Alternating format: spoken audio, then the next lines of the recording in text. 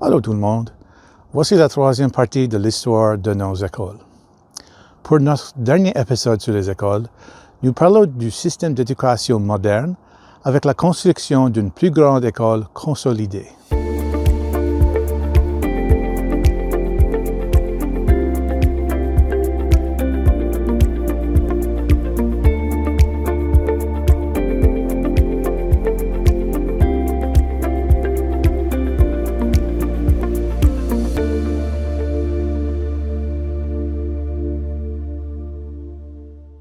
Oui, mais l'école nouvelle, ça c'était une grosse chose. La cafétéria, on avait un petit gymnase, mais c'était mieux que ce qu'on avait avant. Et puis le transport par autobus. C'est ça les grosses différences. Les enseignants, c'était plus ou moins les mêmes, mais lorsqu'on a transféré à Saint-Anne-du-Ruisseau, là, on avait des personnages comme Hayden Landry et Delbert et Delbert Muse et Jean-Bernard d'Entremont. Ces gens-là avaient été à l'école. Jean-Bernard avait été à Saint-Évêque. Ils étaient mieux qualifiés pour les plus hauts niveaux. Je crois que ça a beaucoup changé. Juste de mes expériences, ça a beaucoup changé. Il y avait des gros changes qui se passaient à ce temps-là. Alors, lorsqu'on a commencé avec la cafétéria à Wedgeport, à l'école nouvelle, en 1961, c'était une big deal. OK? Je me rappelle que George a Jetpat. Son sobriquet, c'était Jet George. Il est venu à l'école les premiers jours. Mais tout était pas prêt. Lorsqu'on ouvre une école, il faut toujours attendre pour tout soit prêt. Et puis sa mère avait préparé sa lunch. Et puis sa mère n'avait pas donné de cuillère pour son jello. et puis l'école n'avait pas encore des cuillères non plus. Il n'y avait pas de cuillère, il mangeait son jello. Et il nous a bien fait rire ce fois-là. Ouais. Ça fait... Et ensuite, on a commencé aussi avec les autobus. Oui. Ouais, parce que d'ici, l'école nouvelle était dépassé 2000. C'était OK. 1000, c'était loin, ça, les 2000. Puis là, tu as déménagé à l'école neuve, c'est neuf pour nous autres. Peux-tu t'en souvenir quand ça arrivait? C'était après Noël et c'était la première fois de ma vie que j'ai pris un autobus. Je m'en souviens de mon conducteur d'autobus, mieux que je m'en souviens de quel enseignant. C'était Johnny Assac. Et il était le conducteur d'autobus pour tous les gens du Nord pour ben des années. Et il chantait et il sublait dans l'autobus et whatever. Il était un bon conducteur d'autobus, je crois. Ouais. Moi, j'étais encore jeune. Et ça, c'était traumatique, déménager de la vieille école à la nouvelle école, parce que pour moi, c'était changer d'enseignant. Et puis pour la première fois de ma vie, on a eu des sœurs de charité, qui étaient bien gentilles. Moi, j'avais une sœur Cyrilla, elle était bien gentille.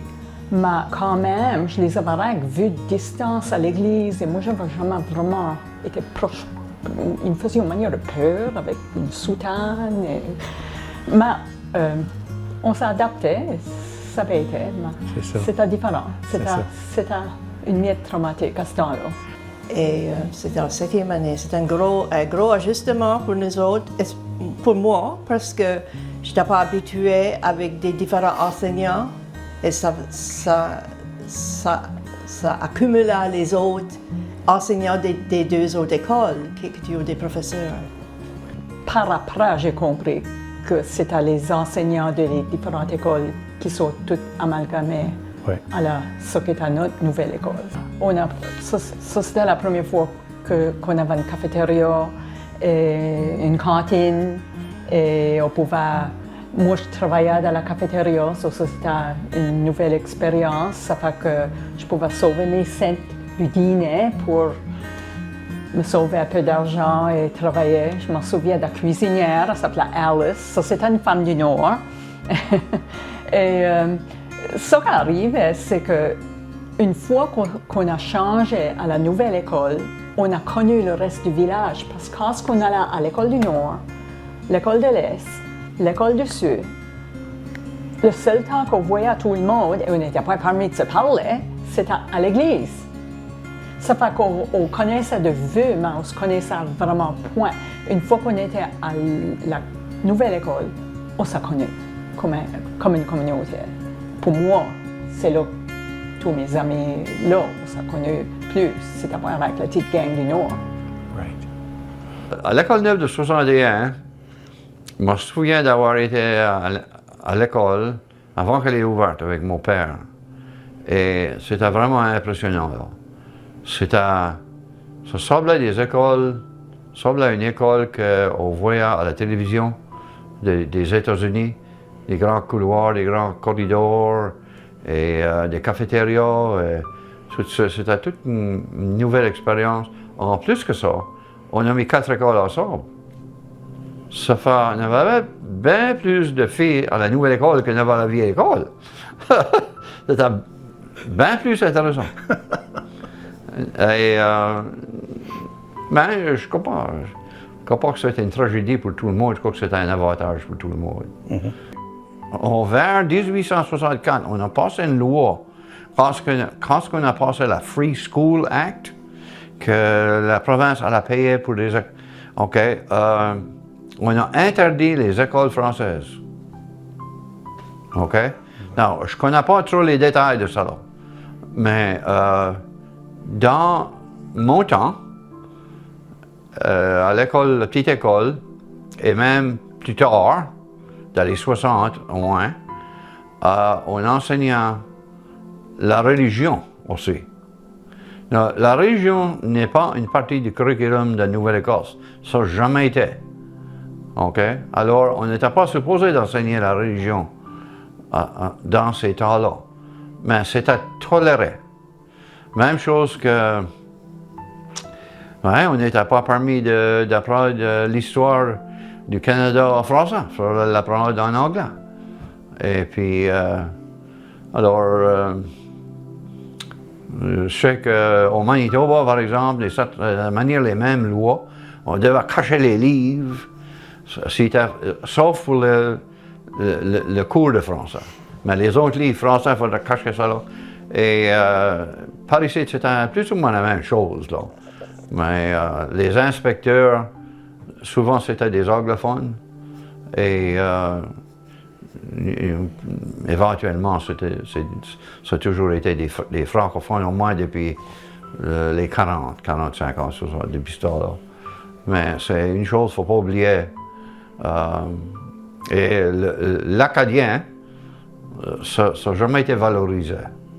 Et je crois que c'est, moi, un grand défaut qu'on aurait dû insister que c'est bien de dire « j'avions soif ». Alors, je crois pas que c'est une bonne idée de se moquer de nous autres. Ouais. Parce que à l'école du Sud, il n'y avait personne là qui était anglophone. Pas un élève. Et lorsque la nouvelle école est ouverte, il y en avait peut-être un qui était en majoritaire anglophone. Tout le reste c'était... Alors, tout se passait en français dans les couloirs, et cours de récréation, et ça a beaucoup changé.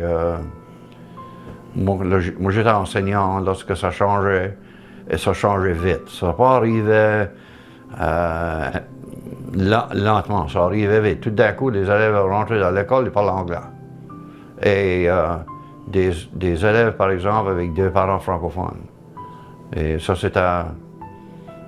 Moi, j'ai jamais compris ça. Mm-hmm. Quelqu'un, un maître d'école, une maîtresse d'école à la neuve école que vous aimiez? Je pense que c'est une sœur encore, sœur Anna. Oui. Sœur Anna m'a enseigné quoi, 6, 7 et 8. Et c'est une sweetheart. Elle était gentille de tous les bords. Mm-hmm. Point comme enseignante, comme personne. Et c'est pas à cause qu'elle était une sœur, pauvre sœur. C'était dans les temps qu'ils avaient perdu leurs habits, là, qu'ils ont arrêté de porter leurs habits. Et puis, nous autres, on était un point trop gentils. Nous autres, on était à l'âge qu'on se moquait de tout.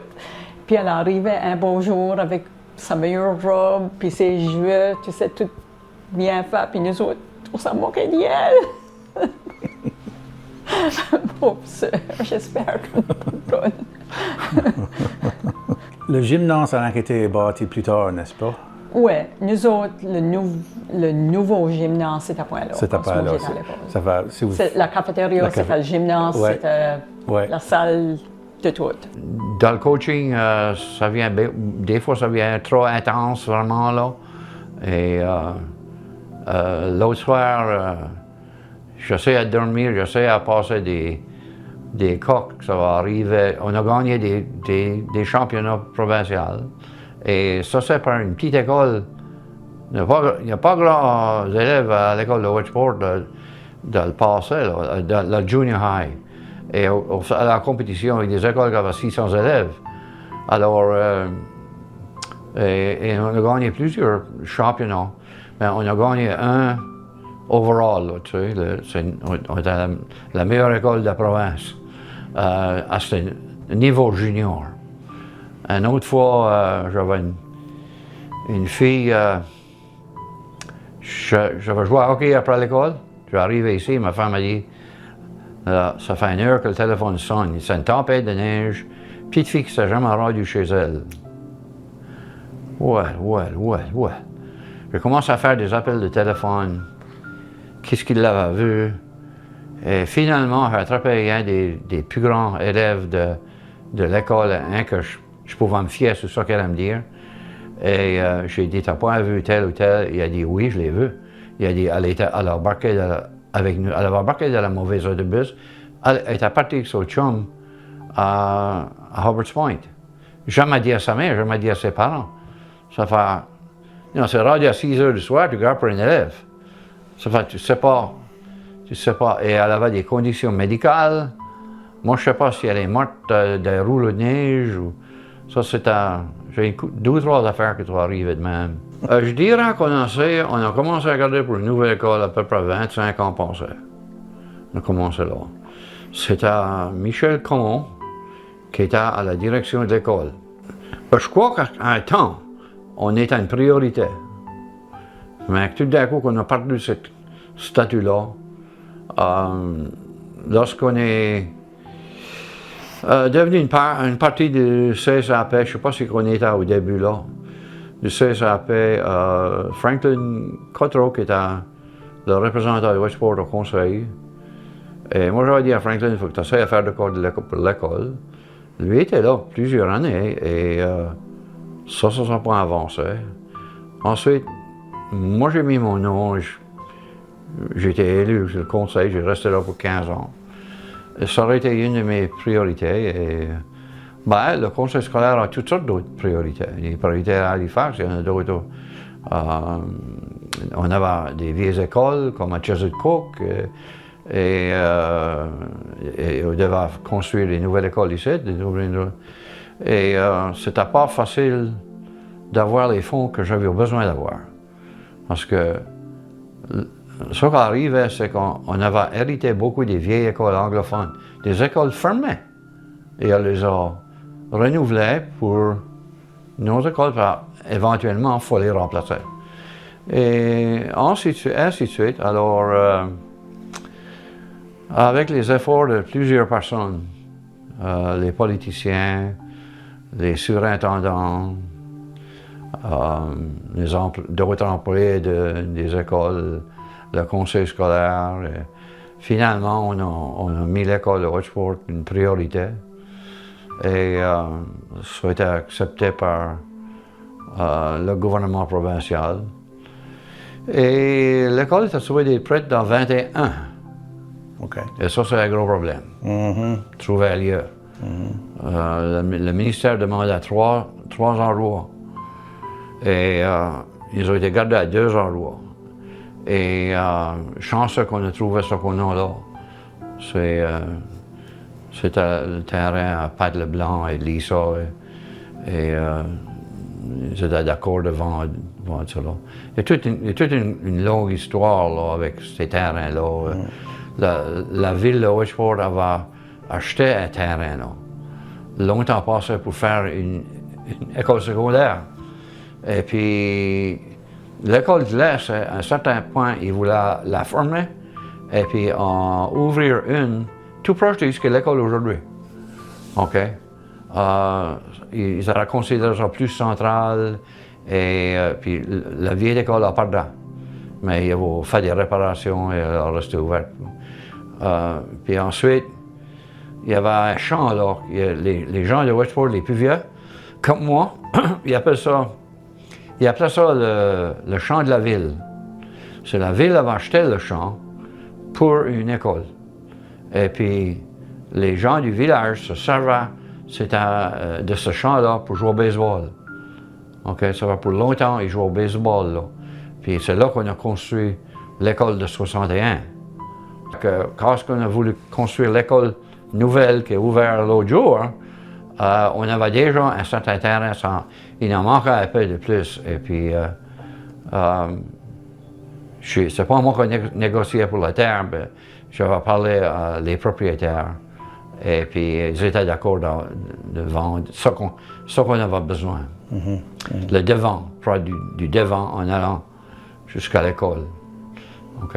Jusqu'à la vieille école, c'est ça c'était pas à nous autres. Près de la vieille école de 61, en allant jusqu'à l'après, ça appartenait à l'école.